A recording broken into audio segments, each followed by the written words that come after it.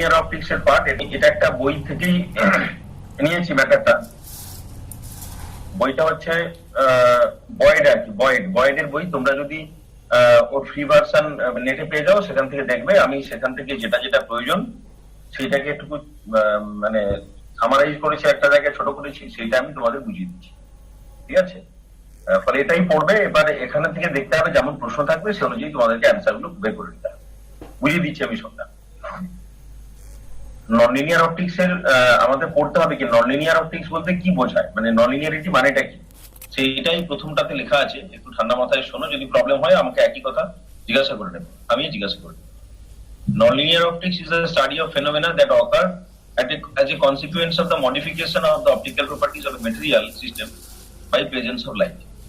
একটা মেটেরিয়াল সিস্টেমের যে অপটিক্যাল প্রপার্টি থাকে, মানে আমরা মূলত রিফ্রাক্টিভ ইন্ডেক্সের কথা বলি বা ডাইলেকট্রিক কনস্ট্যান্ট, এগুলো লাইটের প্রেজেন্সে তার সেই প্রপার্টি গুলো চেঞ্জ হয়ে যায়। ঠিক আছে? এটাই হচ্ছে ননলিনিয়ার অপটিক্স এর মূল পড়ার বিষয়।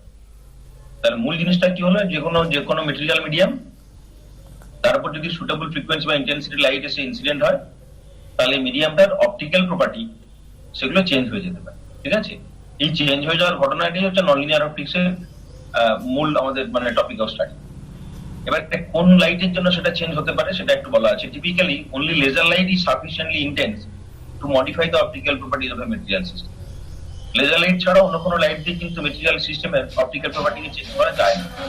কেন যায় না একটু পরে সেটা বুঝিয়ে দিচ্ছি। The beginning of the field of nonlinear optics is often taken to be the discovery of the second harmonic generation by Franken et al. এগুলো একটা পেপারে রেফারেন্স আছে।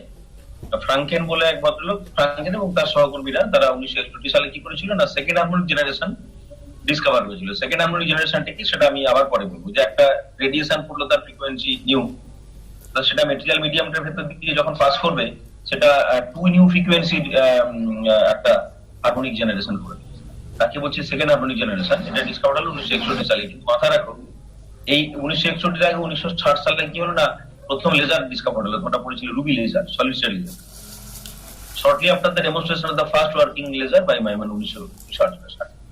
তাহলে লেজার লাইট দিয়ে কিন্তু এই মেটেরিয়াল সিস্টেমের যে অপটিক্যাল প্রপার্টি সেটা চেঞ্জ করা গেল। ননলিনিয়ার ফেনোমেনা, অপটিক্যাল ফেনোমেনা আর ননলিনিয়ার কেন? আমি অপটিক্যাল প্রপার্টি চেঞ্জ হচ্ছে বাই ইনসিডেন্ট লাইট, তাকে ননলিনিয়ার বলছি কেন?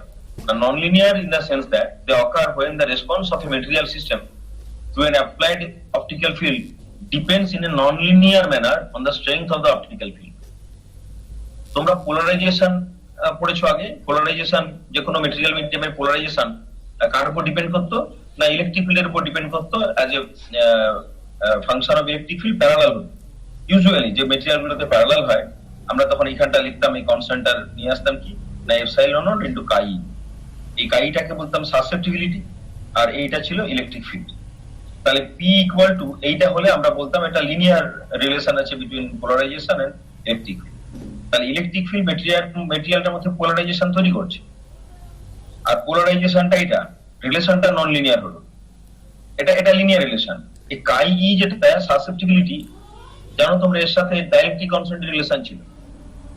কাই ছিল এপসাইলন আর -1 সম্ভবত, এরকম এই রিলেশন ছিল। আবার এপসাইলন আরটা যেটা, এটা ছিল রিফ্রাক্টিভ ইনডেক্স স্কয়ার। তাহলে কি দেখছো যে এই রিলেশনে রিফ্রাক্টিভ ইনডেক্স জড়িয়ে আছে। তাহলে যদি পি এর সাথে এই রিলেশনটা ননলিনিয়ার হয়, ননলিনিয়ার হলে রিফ্রাক্টিভ ইনডেক্সের যে পরিবর্তনটা সেটা খুব প্রকট হয়ে যাবে। ঠিক আছে? ননলিনিয়ারিটি বলতে এটাই বোঝানো হয়েছে যে ওদের মধ্যে যে রিলেশনস গুলো হবে, ঠিক আছে, ননলিনিয়ারিটি বলেছে phenomenon is nonlinear in the sense that they occur when the response of a material system to an applied optical field depends in a nonlinear manner on the strength of the optical field. Example এটা দেখো, for example, second harmonic generation occurs as a result of the part of the atomic response that scales quadratically with the strength of the applied electric field. তার মানে একটা radiation এসে atomic সিস্টেমের উপর পড়েছে, atomic system ওই রেডিয়েশনকে respond করেছে, not with a term proportional to the electric field but quadratically with the strength of the applied field. তার সঙ্গে দ্বিঘাতের সঙ্গে ডিপেন্ড করেছে। Consequently, the intensity of the light generated at the second harmonic frequency tends to increase as the square of the intensity of the applied light laser light. তার মানে কি হয়েছে দেখো, কথাটা আবার বলেছে সেকেন্ড হারমোনিক জেনারেশন যখন আমরা পড়বো তখন এটা আবার ডিটেলসে দেখবো। Second harmonic generation occurs as the result of the part of the atomic response that scales quadratically with the strength of the applied electric field. তার মানে অ্যাটমিক যে রেসপন্স গুলো হয়, অ্যাটমিক সিস্টেমের উপর একটা অপটিক্যাল সিগন্যাল এসে পড়েছে, atomic system will respond to the field, তাহলে তার রেসপন্সটা যদি কোয়াড্রাটিক হয় with the applied field, the intensity of light generated at the second harmonic frequency, তাহলে সেকেন্ড হারমোনিক ফ্রিকোয়েন্সি যে কম্পোনেন্টটা তৈরি হবে তার ইন্টেন্সিটি ইনক্রিজ করবে। Intensity of the second generated at the second harmonic frequency tends to increase as the square of the intensity of the applied laser light. তাহলে যে laser লাইটটা incident হয়েছিল তার ইন্টেন্সিটি স্কোয়ারের সাথে সেকেন্ড হারমোনিক জেনারেটেড কম্পোনেন্টের ইন্টেন্সিটি বেড়ে যাবে। এটা একটা এক্সাম্পল হিসেবে বলেছি। সেটা কেন হলো? Because of non linear dependence of the optical properties on the strength of the electric field or optical signal. এই গেল নন লিনিয়ারিটির বিষয়বস্তুর মূল কথা। তাহলে নন লিনিয়ারিটি মানেটা কি আমি আবার বলছি, একটা মেটেরিয়াল সিস্টেম আছে, তার উপর একটা অপটিক্যাল সিগন্যাল এসে পড়লো, অপটিক্যাল সিগন্যালটার সাথে ওই মেটেরিয়াল মিডিয়ামের অপটিক্যাল প্রপার্টি গুলো যদি চেঞ্জ হয় তাহলে তাকে আমরা বলছি নন লিনিয়ারিটি। চেঞ্জটা কিরকম না, অপটিক্যাল প্রপার্টি গুলো ডিপেন্ড করবে on the strength of the optical signal, not linearly. Non linearly depend করলেই এই প্রপার্টি গুলো আসে। In order to describe more precisely what we mean by an optical nonlinearity, let us consider how the dipole moment per unit volume or polarization PT of a material system depends on the strength ET of an applied optical field. যে কথা আমি যেটা লিখে start করেছিলাম এখানে। দেখো এই যে মাথায় একটা সাইন দেওয়া আছে, এটা বোঝানো আছে টেনসার আর কি। এটা tensor symbol, it may be scalar, may be vector, যা কিছু। তাহলে আমরা যদি স্কেলার লিখি তাহলে আমরা কিছু লিখবো না, ভেক্টর লিখলে একটা অ্যারো দেবো, টেনসার লিখলে আমরা এই সিম্বল রাখবো, সবটাই ইউজ করতে পারি। এটা জেনারেল সিম্বল। আমরা জানি যে স্কেলারও একটা টেনসার, ভেক্টরও টেনসার, আর যাদের র্যাঙ্ক 2 বা তার বেশি তারাও টেনসার। জেনারেল এইভাবে লিখেছে। তাহলে একটা মেটেরিয়ালের উপর একটা অপটিক্যাল সিগন্যাল এসে পড়েছে, তার পোলারাইজেশন হয়েছে পিটি। যে ইলেকট্রিক ফিল্ডটা পড়েছে সিগন্যালের, তার সিগন্যালের ইলেকট্রিক ফিল্ড স্ট্রেংথ ছিল ইটি। ঠিক আছে? In the case of conventional, that means linear optics, the induced polarization depends linearly on the electric field strength. যেটা এখন লিখেছিলাম PT is epsilon naught chi 1। এখন এই 1টা কেন লিখেছি আমি বলছি ET। দেখো এটা আমি একটু আগে লিখেছিলাম chi E বলে, যে রিলেশনটা আমি এখন লিখেছিলাম P লিখেছিলাম, that is epsilon naught chi E into electric field। এটা ইলেকট্রিক বলি আর chi E সাফিক্সটা লিখেনি বারে বারে। আর এইখানটাতে করেছি কি 1 লিখেছে। সিগনিফিকেন্স কি? But the constant of proportionality chi 1 is known as the linear susceptibility and epsilon naught is the permittivity of the free space, permittivity of free space। এটা কনস্ট্যান্ট আর chi 1 টাকে linear susceptibility বলছি, কারণ ই টার্মের মধ্যে ইর first পাওয়ার আছে, P এর এক্সপ্রেশনে ইর ফার্স্ট পাওয়ার আছে, সেই জন্য এটাকে বলা হচ্ছে linear susceptibility. In nonlinear optics, the optical response can often be described by generalizing equation 1। Generalise করা যাবে কিভাবে? by expressing polarization as a power series in the field strength। ম্যাথমেটিক্সটা আমরা এটা করছি এরকমটা নয়। মেটেরিয়ালটার যে রেসপন্স, মেটেরিয়ালটাতে সিগন্যাল এসে পড়লে তার ইলেকট্রিক ফিল্ড, তার মধ্যে যে পোলারাইজেশনটা ইনডিউস করবে, সেই পোলারাইজেশনটা ই এর পাওয়ার সিরিজ দিয়ে লেখা যাবে। তাহলে এপসাইলন নট কমন নিলাম, chi 1 ET এর ফার্স্ট টার্ম, এটা লিনিয়ার পোলারাইজেশন, লিনিয়ার সাসেপ্টিবিলিটি কে বুঝিয়েছে। দেন chi 2 E square T, chi 3 is EQ3 EQT, এভাবে আছে দেখো পরপর। তাহলে প্রথম পার্টটাকে আমি লিখেছি P1T মানে লিনিয়ার পার্ট, লিনিয়ার সাসেপ্টিবিলিটির যে part, P2T P3T, where P1 is epsilon naught chi 1 ET। এখানে এগুলো লিখে নিয়ে জাস্ট এভাবে এক্সপ্রেস করেছি। এবার দেখো the quantities chi 2 and chi 3 are known as the second and third order nonlinear optical susceptibility। আমরা যখন এটা chi 1 পড়ছিলাম বলেছিলাম linear সাসেপ্টিবিলিটিস, and chi 2 and chi 3 are known as the second and third order non-linear optical susceptibility respectively। For simplicity we have taken PT and ET to be scalar quantities in writing equation 11 মানে 1 and 2। এই যে 1 নম্বর 2 নম্বর সমীকরণটা লিখেছে এখানে scalar ধরেছে, মানে টেনসার তার ফর্মটাকে আমরা স্কেলার ধরেছি। আমরা পরের সেকশনে এটা বলেছে, এটা বইয়ে লেখা তো, in section 1.3 we show how to treat the vector nature of the field. আর ভেক্টর হলে কেমন ভাবে হবে সেটা পরে দেখব। In such a case, chi1 becomes a second rank tensor.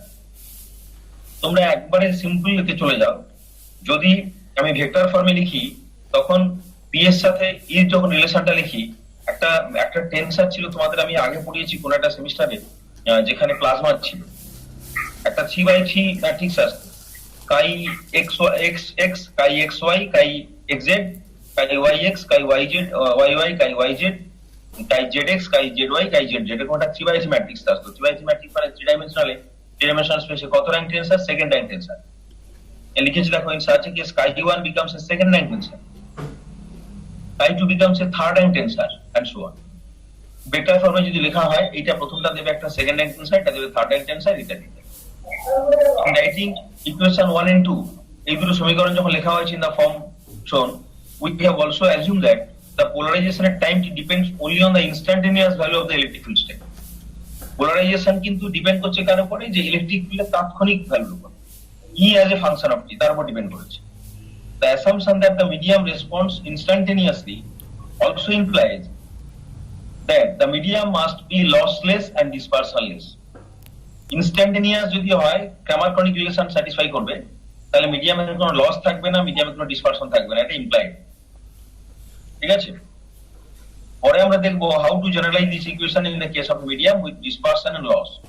তাহলে আমরা এখনো যা পড়ছি ডিসপারশন এবং লসকে নেগলেক্ট করছি, মিডিয়ামে ডিসপারশন নেই, লস নেই, অর্থাৎ এই যে সাসেপ্টিবিলিটি বা polarisation that depends on the instantaneous strength of the electric field of the optical signal. In general, the nonlinear susceptibilities depend on frequencies of the applied field. সাধারণভাবে যদি বলি, সাসেপ্টিবিলিটি যেগুলো nonlinear সাসেপ্টিবিলিটিস, that means chi2 and chi3, they depend on the frequencies of the applied fields. But under our present assumption of instantaneous response, we take them to be constants. অর্থাৎ আমরা frequency ইন্ডিপেন্ডেন্সটাকে neglect করবো একটু সহজ করার জন্য। এইবার এই দুটো টার্মের স্ট্রেংথ সম্পর্কে কিছু কথা আগে জেনে নেব। We shall refer P to E, আমি সেকেন্ড অর্ডারটা বলেছি। ফার্স্ট প্রথম ননলিনিয়ার সাসেপ্টিবিলিটি মানে যেটা second order susceptibility, P2T, that is epsilon naught chi2e E2T as second order nonlinear polarization, and P3T, that is epsilon naught chi3 E3T as a third order nonlinear polarization.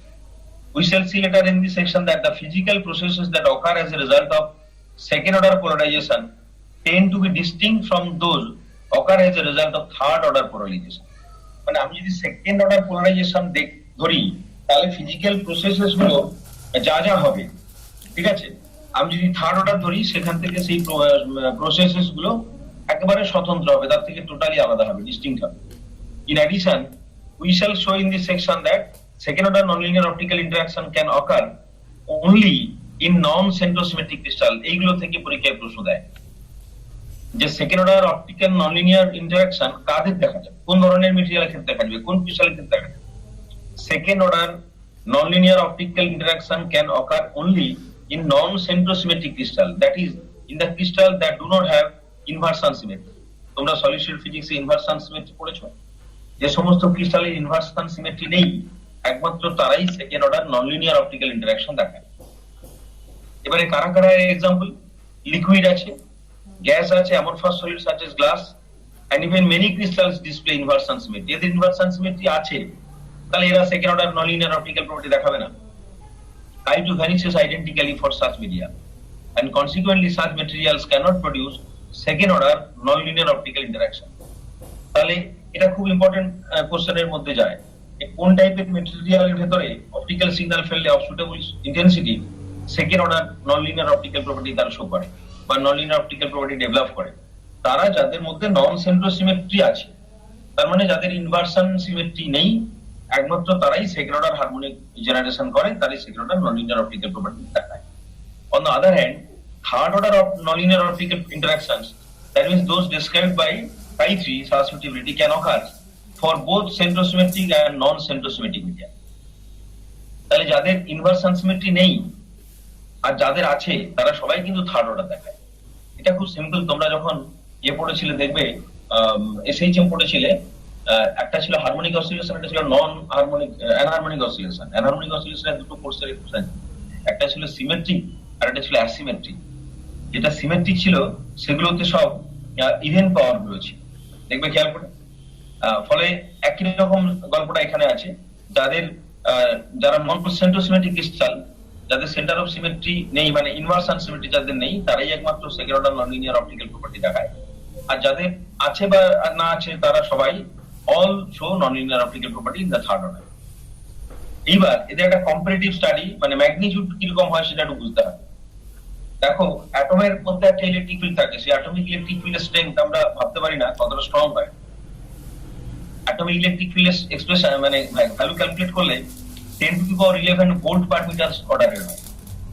ঠিক আছে, let us now make a simple order of magnitude estimate of the size of these quantities for the common case in which the nonlinearity in electronic in origin. মানে আমরা যেগুলো পড়ছি ননলিনিয়ারিটি সব electronic origin. ঠিক আছে, তাদের ক্ষেত্রে এই যে থার্ড অর্ডার বা সেকেন্ড অর্ডার পোলারাইজেশন বা তাদের যে ডিপেন্ডেন্সটা, সেগুলো স্ট্রেংথ কতটা হয়। One might expect that the lowest order correction term, মানে P2E, কারণ P1 টা ছিল linear, would be comparable to linear response, মানে আমাদের মনে হতে পারে যে P2 টা P1 এর সঙ্গে হয়তো কম্পারেবল হবে when the amplitude of the electric field E of the order of the characteristic atomic field strength E atomic। দেখো E atomic কত ছিল, তোমরা জানো একটা অ্যাটমের ভেতরে চার্জ আমরা ইলেকট্রনিক চার্জ যুক্ত করি।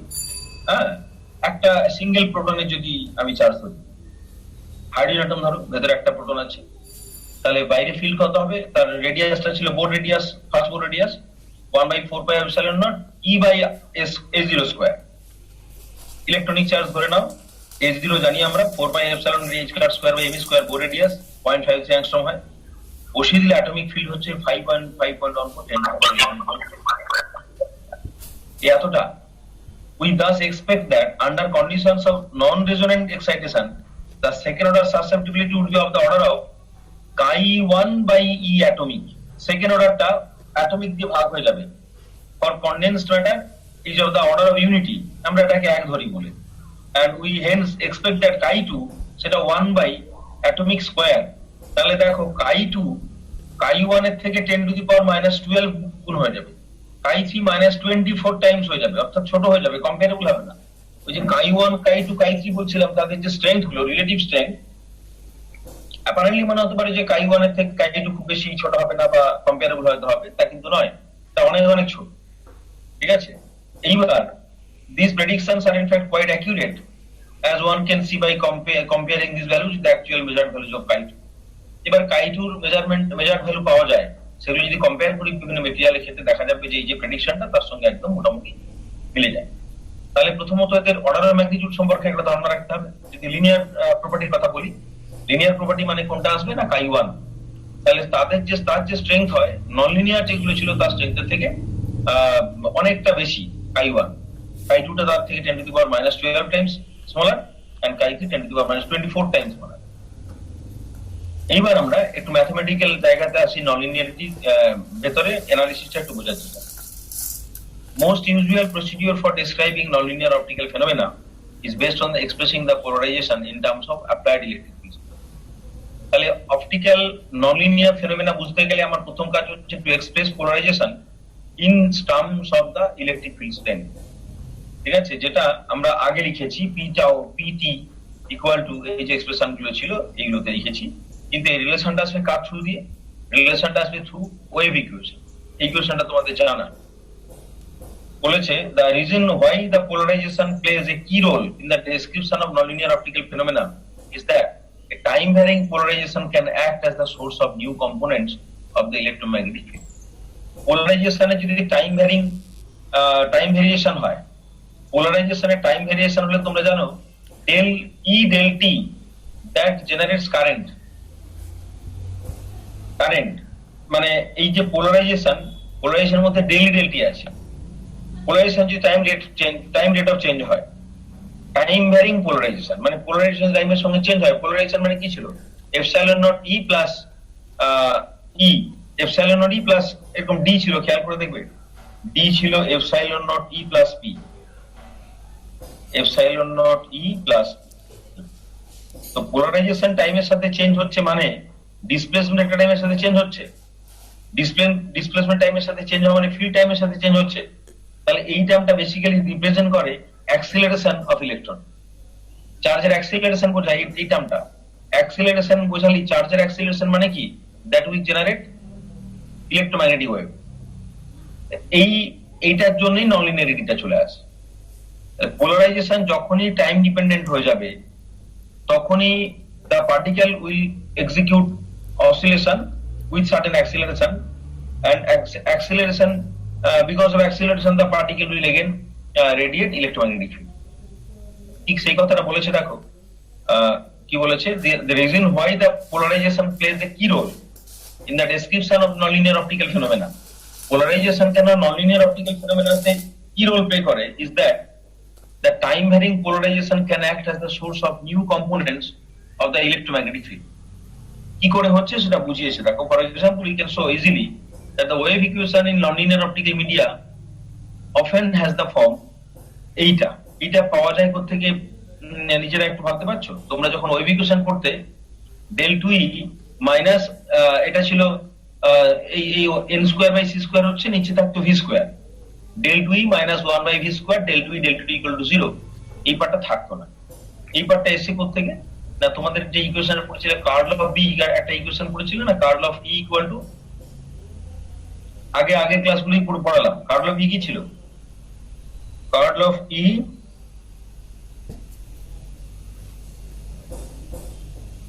এটা ছিল del B del T minus del B del T, এটা ছিল মাইনাস ডেল বি ডেল টি।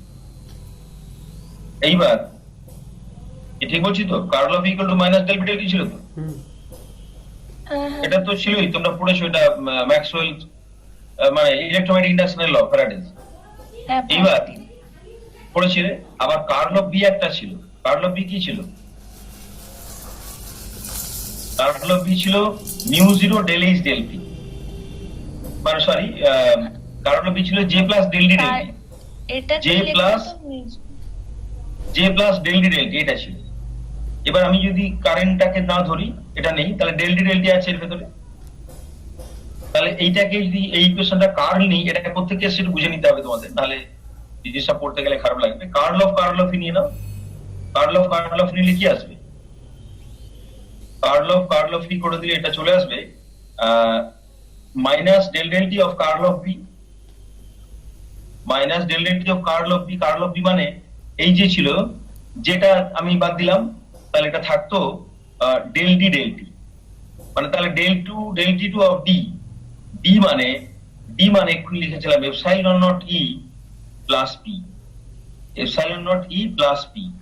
এই যে পিটা চলে এলো, এটাই ননলিনিয়ারিটি দেবে। তাহলে এইটাকে ভাঙলে একটা থাকতো gradient of divergence of E minus del two E, তার ডেল টুটা থাকতো, গ্রেডিয়েন্টটা বাদ চলে যেত।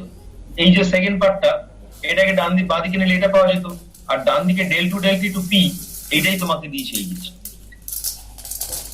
এই পি এন এল মানে নন লিনিয়ারিটি বুঝিয়েছে। এটা পারা যাবে তো? করতে গেল এই ওয়েভ ইকুয়েশনটা করতে গিয়ে এসে বুঝতে পারবে তো? হ্যাঁ স্যার। আচ্ছা, তাহলে ওয়েভ ইকুয়েশনটা যদি নিজেদের বুঝতে অসুবিধা হয় তাহলে বের করে নেবে কিভাবে সেটা বললাম। n is the usual linear refractive index and c is the speed of light in vacuum. We can interpret this expression as an inhomogeneous wave equation in which polarization nl মানে non-linear part বুঝিয়েছে, associated with the non-linear response drives the electric field। এই পোলারাইজেশনের যে ননলিনিয়ারিটি, সেটা electric ফিল্ডকে drive করে। দেখো কেন, del 2 PNL del T2 is a measure of the acceleration of the charges that constitute the medium। এইটা বোঝায় ওই acceleration of the charge, মিডিয়ামের acceleration, particular acceleration of charge কে বোঝায়। This equation is consistent with the Larmor theorem of electromagnetism, which says that accelerated charges generate electromagnetic radiation। তাহলে এই equation থেকে এই ননলিনিয়ারিটি time dependence, সেটা অ্যাক্সিলারেশনের জন্য, চার্জের অ্যাক্সিলারেশনের ইকুইভ্যালেন্ট হওয়ার জন্য সেখান থেকে রেডিয়েশন এমিট করে। এটা হচ্ছে ম্যাথমেটিক্যাল অরিজিন। এবার আমরা একটু ডায়াগ্রামেটিক্যালি ডেসক্রাইব করব ননলিনিয়ার প্রসেসকে কিভাবে। In the present section we present brief qualitative description of a number of nonlinear optical properties. In addition, for those processes that can occur in a lossless medium, আমরা আগেই বলেছি lossless dispersionless medium। দেখো এইটা একটা medium, যার আমরা একমাত্র ধরেছি কোনটা, প্রথম ননলিনিয়ার টার্মটা কোনটা না, কাই টু। ফার্স্ট অর্ডার তো আছেই, ফার্স্ট অর্ডার তো লিনিয়ার টার্ম দেবে। একটা জাস্ট ব্লক ডায়াগ্রাম বুঝিয়েছে, একটা সিগন্যাল ইনসিডেন্ট হয়েছে, যে সিগন্যালটার ফ্রিকোয়েন্সি ছিল omega. After passing through the medium it has generated two signals of frequency omega and 2 omega.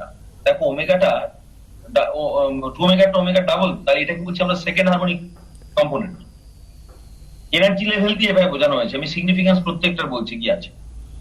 We indicate how they can be described in terms of nonlinear contributions. The polarization described by equation. So our motivation is to provide an indication of the variety of nonlinear optical phenomena that can occur. কিরকম ভাবে nonlinear optical property আছে, কত টাইপের হতে পারে, আমাদের কাছে সেইগুলো দেয়। এবার খুব ইম্পর্টেন্ট টপিক হচ্ছে সেকেন্ড হারমোনিক জেনারেশন, তার জন্য এই ডায়াগ্রামটা দেওয়া আছে। এই যে geometry of second harmonic generation, energy level diagram describing second harmonic generation. Second harmonic generation হচ্ছে খুব ইম্পর্টেন্ট কোশ্চেন পরীক্ষার জন্য। তাহলে আমি যতটা বলেছি তার মধ্যে খুব গুরুত্বপূর্ণ জিনিস কি আছে, যে what do you mean by optical nonlinearity. Nonlinear optics এর মূল পড়ার পাঠ্য বিষয় কি, what is mean by optical nonlinearity. Second হচ্ছে কোন ধরনের মিডিয়ামে second order nonlinear optical property, কোন ধরনের ক্রিস্টালে second order nonlinear optical property, আর কোন ধরনের ক্রিস্টালে third order nonlinear optical phenomena গুলো দেখা যাবে। নেক্সট হচ্ছে what is the origin of nonlinear optical properties of any medium। একটা মিডিয়ামের ননলিনিয়ার অপটিক্যাল প্রপার্টির অরিজিন কি, ম্যাথমেটিক্যাল অরিজিন কি, যেটা আমি ওয়েভ ইকুয়েশন থেকে লাস্ট বললাম। এই চারটে জিনিস ওটা যেটা বলেছি ইম্পর্টেন্ট।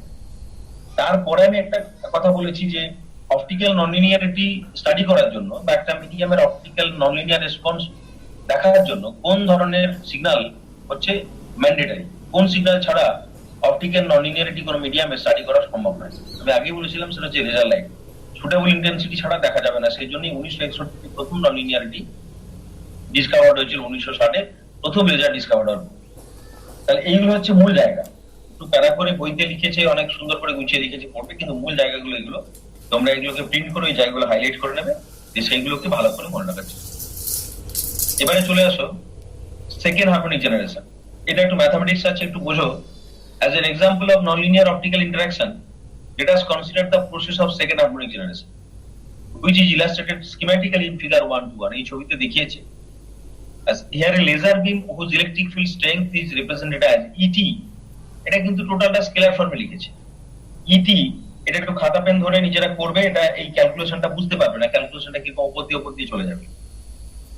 ET তোমরা খাতা পেন থাকলে একটু লেখার চেষ্টা করো, তাহলে এটা বুঝতে পারবে বাড়িতে যখন নিজেরা পড়ো। এই দুটো পার্ট আছে, E to the power minus I omega T, আরেকটা লিখেছি সিসি। সিসিটা কি বুঝতে পারছো কেউ? কেউ বলতে পারবে ভেবে what is CC?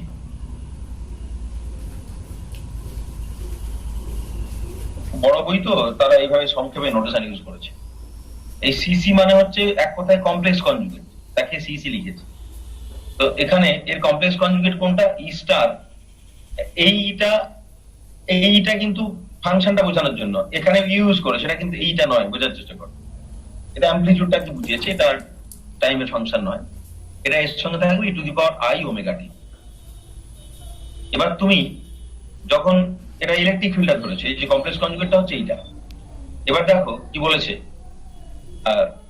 Incident upon crystal for which the second order susceptibility is non zero.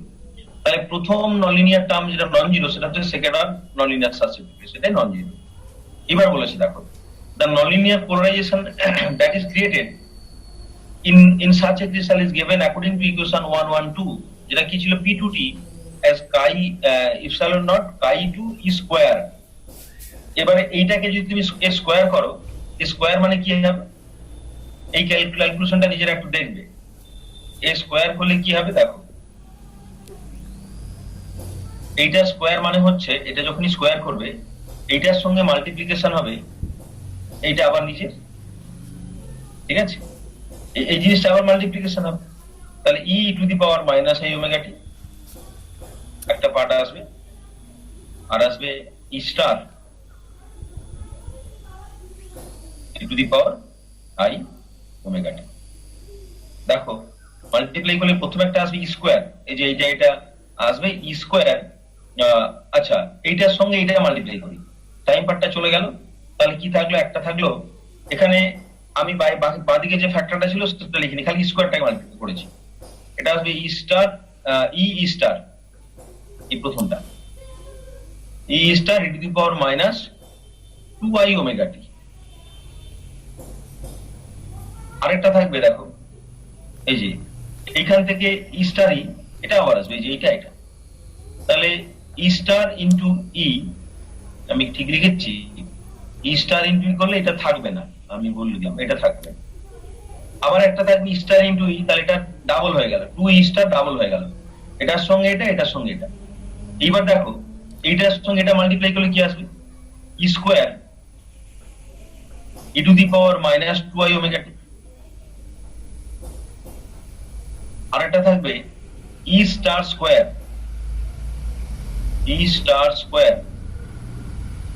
E to the power 2i omega T, 2i omega, এটা বুঝেছো? এইখানে যেটা লিখেছে এবার দেখো, প্রথম টার্মটা যে বললাম দুটো আছে, তাহলে P2 যখন ক্যালকুলেট করেছে এপসাইলন নট মাল্টিপ্লাইড হবে এপসাইলন নট কাই 2, ওই যে ই স্টার এটা দুটো ছিল, তাহলে 2 epsilon naught chi 2 E star হয়ে গেল। আরেকটা লিখেছে দেখো এপসাইলন নট স্কয়ার, ওই যে একটা টার্ম ছিল E star E to the power sorry E square E to the power minus 2i omega T, তার সঙ্গে এটা মাল্টিপ্লাই করে এটা ধরেছে একটা, আর এই পার্টটা তার কমপ্লেক্স কনজুগেট হবে, যেটা ছিল E star square E to the power 2i omega T.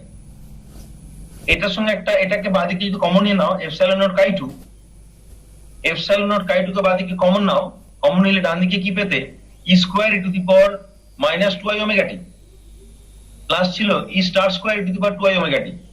এবার তুমি এপসাইলন কাই 2 কে মাল্টিপ্লাই করে দাও, তাহলে এপসাইলন কাই 2 সহ এই টোটাল জিনিসটাকে আমি ধরে নিচ্ছি একটা ফিল্ড, আর এটা তার কমপ্লেক্স কনজুগেট, দেখো লেখা যাবে, তাহলে P2T এইটা দাঁড়ালো, এটা প্লাস এটা। এবারে we see that the second order polarization consists of a contribution at zero frequency, first term কোনো ফ্রিকোয়েন্সি নেই, and a contribution at frequency 2 omega, the second term, according to the driven wave equation 115, যে ইকুয়েশনটা আমরা একটু আগে পড়েছিলাম, এই যে according to this equation কি হবে, this latter contribution can lead to the generation of radiation at the second harmonic frequency, তাহলে এই যে second পার্টটি, it will generate a radiation whose frequency is double the incident frequency, তাহলে that is the second harmonic generation. Note that the first contribution equation 122, দেখো 122 equation কি বলেছে, এই যে এটা a first term, the first contribution in equation 122 does not lead to the generation of electromagnetic radiation because its second time derivative vanishes, or second time derivative চলে যাবে, radiation দেবে না। It leads to a process as optical rectification in which a static electric field is created across the nonlinear crystal, তাহলে এটা থেকে optical rectification. তোমরা এই যে জিনিসটা পড়ছো এর গুরুত্ব কোথায় দেখবে, তোমাদের একটা চ্যাপ্টার আছে ঠিক পরে, মানে যে তোমাদের 5টা পার্টে সিলেবাসটা ভাগ করা আছে বলে মনে হচ্ছে, আমি বিইউ সিলেবাসটা দেখেছি, তোমাদের সিলেবাসের থেকে একটু চেঞ্জ আছে কিনা আমাকে পরে দেখে নিতে হবে কারো কাছ থেকে, তোমাদের কাছ থেকে। ওর মধ্যে একটা পার্ট আছে অল অপটিক্যাল লজিক গেটস, তোমরা গ্রাজুয়েশনে বা লোয়ার ক্লাসে লজিক গেট পড়েছো, লজিক গেট গুলোকে অপারেট, মানে লজিক গেট গুলোর ফাংশন কিভাবে চেঞ্জ হতো, ইলেকট্রিক্যাল সিগন্যাল দিয়ে। তুমি 0 যদি দিতে তাহলে সেটা মানে একটা হাই ভোল্টেজ দিলে সেটা হতো 1, একটা লো ভোল্টেজ দিলে সেটা হতো 0, ইলেকট্রিক্যাল সিগন্যাল দিয়ে তাকে অপারেট করা। আর এই ননলিনিয়ার অপটিক্যাল ফেনোমেনাকে ব্যবহার করবো আমরা কিসের জন্য, ফর লজিক গেটস। এটাও কিন্তু লজিক গেট তৈরি করে দেবে, তোমরা সিলেবাস করে দেখবে অর গেট আছে, নট অ্যান্ড গেট আছে, নর গেট আছে সবই, কিন্তু সেখানে ইনপুট সিগন্যালটাকেও ইলেকট্রিক্যাল সিগন্যাল নয়, all signals R optical signal, সেই জন্য সেগুলোর নাম হবে অপটিক্যাল লজিক গেটস। তাহলে ওই অপটিক্যাল লজিক গেটের অ্যাক্টিভিটি বা তাদের অ্যাকশন বা তাদের ফাংশন কে ঠিক করে দেবে, অপটিক্যাল সিগন্যাল। এবং সেখানেও তোমরা ইলেকট্রিক্যাল যখন এরকম ডিভাইস পড়তে, রেকটিফিকেশন পড়তে মনে করার চেষ্টা করো, দুটো ডায়োডকে দিয়ে আমরা রেকটিফিকেশন পড়েছি, একবারে সিমিলার ওয়েতে এখানে পাওয়া যাবে অপটিক্যাল রেকটিফিকেশন। ওই ফার্স্ট টার্মের প্রেজেন্স ইট রিপ্রেজেন্টস অপটিক্যাল রেকটিফিকেশন। যেহেতু ফ্রিকোয়েন্সি নেই, আমি যে সিগন্যালটা দিয়েছিলাম সেই সিগন্যালটার একটা ফ্রিকোয়েন্সি ছিল, ইট ওয়াজ টাইম ভ্যারিং ফিল্ড। কিন্তু এই ননলিনিয়ার অপটিক্যাল মেটেরিয়ালের ভেতরে যাওয়ার সময় দুটো কম্পোনেন্টে স্প্লিট করেছে, একটা কম্পোনেন্টের ফ্রিকোয়েন্সি হচ্ছে ওমেগা, একটা 2 ওমেগা, ওমেগা তো ছিল যেটা ছিল বেরিয়ে গেছে সেটা, ফার্স্ট টু ওমেগা একটা সেকেন্ড হারমোনিক জেনারেশন হয়েছে, কিন্তু মজার কথা হচ্ছে একটা পার্ট বেরিয়েছে which is frequency independent and that denotes optical rectification. সেখানে একটা স্ট্যাটিক ইলেকট্রিক ফিল্ড তোমাকে ক্রিয়েট করে দেবে, তার টাইম ভেরিয়েশন থাকে, ঠিক আছে, that is known as rectification. এইবার বলেছে under proper experimental conditions the process of second harmonic generation can be so efficient that nearly all the power in the incident beam at frequency omega is converted to radiation at second harmonic frequency omega। তাকে আমরা বলতাম phase matching. Phase matching আছে আমাদের সিলেবাসের মধ্যে, আছে phase matching পড়তে হবে সেদিকে।